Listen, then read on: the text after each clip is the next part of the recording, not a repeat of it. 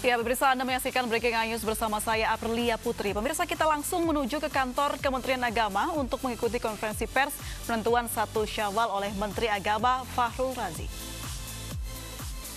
Kementerian Agama Republik Indonesia yang menyampaikan bahwa ketinggian hilal di seluruh wilayah Indonesia pada posisi di bawah ufuk antara -5 derajat 17 menit sampai dengan -3 derajat 58 menit. Ini adalah posisi hilal berdasarkan hisab. Saya ulangi, ketinggian hilal di seluruh wilayah Indonesia pada posisi di bawah ufuk antara -5 derajat 17 menit sampai dengan -3 derajat 58 menit. Ini adalah posisi hilal berdasarkan hisab. Sebuah metode atau cara untuk mengetahui posisi ketinggian hilal sehingga apakah dimungkinkan hilal itu bisa dilihat atau tidak. Dan setelah maghrib, sidang isbat baru kita mulai yang hasilnya akan saya sampaikan sebagai berikut. Untuk diketahui seluruh umat Islam Indonesia, khususnya dan masyarakat secara umum, bahwa sidang isbat adalah wujud atau manifestasi atau pengejawantahan dari Fatwa Majelis Ulama Indonesia nomor 2 tahun 2004 yang menyatakan bahwa penetapan 1 Ramadan, 1 Syawal dan 1 Zulhijjah dilakukan oleh pemerintah, dalam hal ini Kementerian Agama, dengan berkonsultasi dengan Majelis Ulama Indonesia dan melibatkan ormas-ormas Islam Indonesia. Dalam melaksanakan sidang isbat, Kementerian Agama selalu menggunakan 2 metode yang selama ini menjadi bagian yang tidak terpisahkan satu dengan yang lain, yaitu metode hisab, bagaimana yang saya sampaikan tadi, atau dengan cara perhitungan, dan yang kedua metode ruqyat dengan cara melihat langsung keberadaan hilal. 2 metode, hisab dengan perhitungan, dan yang kedua metode ruqyat dengan cara melihat langsung keberadaan hilal. Untuk dipahami bersama bahwa 2 metode ini, metode hisab dan ruqyat, bukanlah 2 metode yang diberhadapkan atau saling dibenturkan. Keduanya adalah metode yang saling melengkapi satu dengan yang lain. Keduanya sama pentingnya, karena seorang peruqyat tentu dia harus menguasai hisab. Tanpa hisab tidak bisa meruqyat dengan baik. Begitu juga hisab sebagai sebuah hal yang sifatnya informatif tentang posisi ketinggian hilal lalu diruqyat. Pemerintah sejak dulu melalui Kementerian Agama selalu menggunakan kedua metode tersebut karena betapa pentingnya kedua metode ini saling melengkapi satu dengan yang lain. Informasi hitungan hisab telah dikonfirmasi dengan laporan sejumlah petugas Kementerian Agama di daerah yang kita tempatkan tidak kurang di 80 titik ruqyat di 34 provinsi seluruh wilayah tanah air Indonesia. Dari 80 titik, semua melaporkan tidak melihat hilal sebagaimana yang dilaporkan oleh Direktur Urusan Agama Islam dan Pembinaan Syariah. Saya ulangi, semuanya melaporkan tidak melihat hilal sebagaimana dilaporkan oleh Direktur Urusan Agama Islam dan Pembinaan Syariah.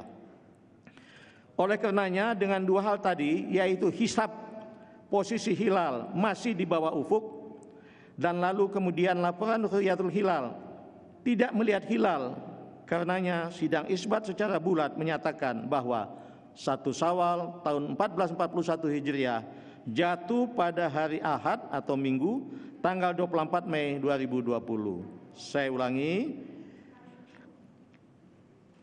karenanya sidang isbat secara bulat menyatakan bahwa 1 Syawal tahun 1441 Hijriah jatuh pada hari Ahad atau hari Minggu tanggal 24 Mei 2020.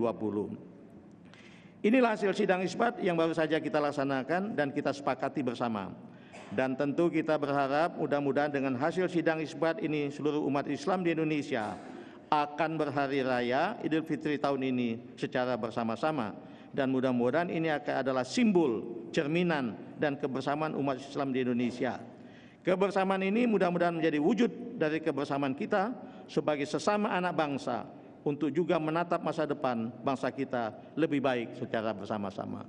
Saya tambahkan informasi bahwa Saudi Arabia juga jatuh pada tanggal hari Ahad tanggal 24 Mei 2020. Inilah laporan dari sidang isbat, dan tentu saja nanti kami persilakan dengan hormat Bapak Mewakil Majelis Ulama untuk juga bisa menyampaikan beberapa hal yang jaga penting. juga nanti Bapak Ketua Komisi 8 DPR RI, dan mohon juga Bapak Wakil Menteri Agama bisa menambahkan beberapa informasi yang perlu diketahui oleh para pemirsa. Selanjutnya dengan hormat saya silakan wakil dari Bapak Majelis Ulama, silakan. Bismillahirrahmanirrahim. Assalamualaikum warahmatullahi wabarakatuh. Alhamdulillah wassalatu wassalamu ala Rasulillah Sayyidina Muhammad ibn Abdullah wa ala alihi wa sahbihi wa man wala.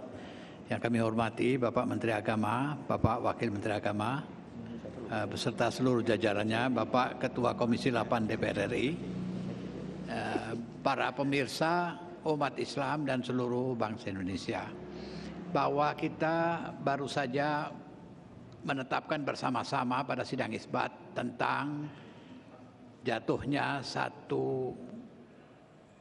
Syawal 1441 Hijriah yang insya Allah berhari raya Idul Fitri pada hari Ahad atau hari Minggu pada tanggal 24 Mei 2020 yang tadi bersama-sama kompak telah diputuskan itu sebagai hari raya Idul Fitri.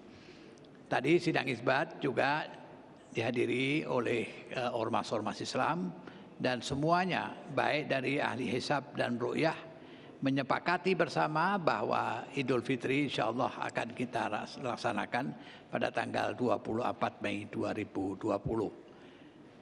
Bapak Ibu sekalian, bahwa di suasana Idul Fitri ini kita alhamdulillah bersyukur kehadirat Allah Subhanahu wa taala, kita dapat melaksanakan Idul Fitri bersama-sama walaupun dalam suasana di beberapa daerah dilaksanakannya PSBB ya.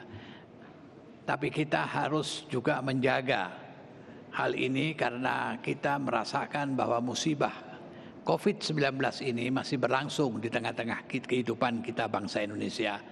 Oleh sebab itulah dalam suasana Idul Fitri ini kita juga melaksanakannya dengan suasana keprihatinan sehingga musibah COVID yang amat penting yang kita hadapi ini dapat segera berangsur-angsur pulih di tengah-tengah kita.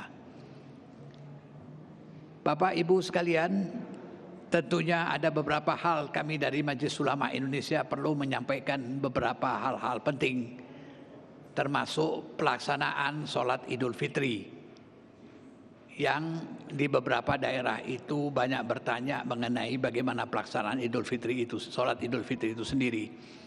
Memang kita mengharapkan bagi dalam suasana musibah corona ini agar kita melaksanakan sholat Idul Fitri di rumah masing-masing. Hal ini untuk menghindarkan kerumunan dan mengantisipasi agar kita ke depan ini dapat menekan dari merebaknya wabah corona ini. Oleh sebab itulah maka Majelis Ulama Indonesia dengan fatwanya nomor 28 tahun 2020 menyampaikan bahwa sholat Idul Fitri itu bukan hal yang dilarang. Karena di sana sini dikatakan dilarang sholat Idul Fitri. Bukan dilarang. Tetapi kita mengindahkan sebuah kaidah. Dar'ul mafasid muqaddamun ala jalbil masalih. Kita ini hendaknya jangan menghindarkan kerusakan, menghindarkan kemudaratan daripada kita mengambil maslahah. Sholat Jumat saja kita menyampaikan dapat kita laksanakan di rumah secara sendiri ataupun berjamaah. Itu yang wajib, apalagi sholat Idul Fitri yang sunnah. Jadi bagi kita Majelis Ulama Indonesia mempunyai pertimbangan agar untuk menekan merebaknya wabah corona ini sebaiknya kita sholat di rumah masing-masing. Memang ada beberapa kekecualian bagi daerah yang zona hijau yang terkendali. Tetapi bagaimana kita mengantisipasi zona hijau itu kalau sudah di lapangan yang terbuka. Sehingga dari sana sini yang kita tidak tahu mereka itu datang untuk bersolat Idul Fitri. Dan terkadang menjaga distancing aja, cara untuk solat, untuk tidak saling merapat itu agak susah. Walaupun teorinya kita akan bisa laksanakan seperti itu. Tetapi pada prakteknya akan amat susah. Nah untuk mengantisipasi seperti ini maka kita laksanakanlah solat Id kali ini. Kita bersabar. Dengan kita bersabar ini insya Allah Allah akan memberikan jalan keluar yang sebaik-baiknya. As-sabru miftahul faraj kata pepatah. bahwa kesabaran itu adalah kunci kesuksesan, kunci keberhasilan kita menekan wabah corona yang akan datang ini. Bapak Ibu sekalian, para pemirsa umat Islam dan bangsa Indonesia, bahwa kita saat ini sedang dirundung masalah musibah yang besar ini. Tetapi hendaknya sesudah Idul Fitri pun kita harus tetap merajut kebersamaan kita, persaudaraan kita, sehingga kita dapat bersama-sama menanggulangi wabah corona ini bersama-sama, sehingga kita dapat menatap masa depan bangsa ini dengan lebih baik ke depan. Mudah-mudahan Allah Subhanahu wa Ta'ala akan dapat menjaga kita, memelihara kita, serta mengeluarkan kita dari kondisi yang terpuruk ini kepada kondisi yang lebih baik di masa depan yang akan datang. Ja'anallahu wa iyyakum minal ladzina yastami'una al-qaula wa yattabi'una ahsanah. Adanallahu wa iyyakum ajma'in. Wassalamualaikum warahmatullahi wabarakatuh. Waalaikumsalam warahmatullahi wabarakatuh. Terima kasih banyak pada Bapak Kiai Haji Abdullah Zaidi. Mohon berkenan Bapak Yandri Susanto, Ketua Komisi 8 DPR RI untuk berkenan menyampaikan beberapa pesan. Mohon berkenan, Pak. Terima kasih Pak Menteri. Assalamualaikum warahmatullahi wabarakatuh. Alhamdulillahirabbil alamin. Wassalatu wassalamu ala asrofil anbiya wal mursalin wa ala alihi washabihi ajmain. Asyhadu an la ilaha illallah wahdahu la syarikalah wa asyhadu anna Muhammadar Rasulullah la nabiyya ba'dah. Yang saya hormati Pak Menteri Agama Republik Indonesia, yang saya hormati Pak Wakil Menteri Agama Republik Indonesia, Pak Dirjen Bimas Islam, wabil khusus dari Majelis Ulama Indonesia Pak Abdullah Zaidi, dan yang saya banggakan, saya hormati seluruh umat Islam di seluruh Indonesia. Bapak Ibu, alhamdulillah kami dari Komisi 8 DPR RI mengikuti sidang isbat penetapan 1 Syawal 1441 Hijriah dari awal sampai akhir. Ya, pemirsa, berdasarkan sidang isbat yang dilakukan di kantor Kemenak Jakarta, ditetapkan bahwa 1 Syawal 1441 Hijriah jatuh pada hari Minggu 24 Mei tahun 2020.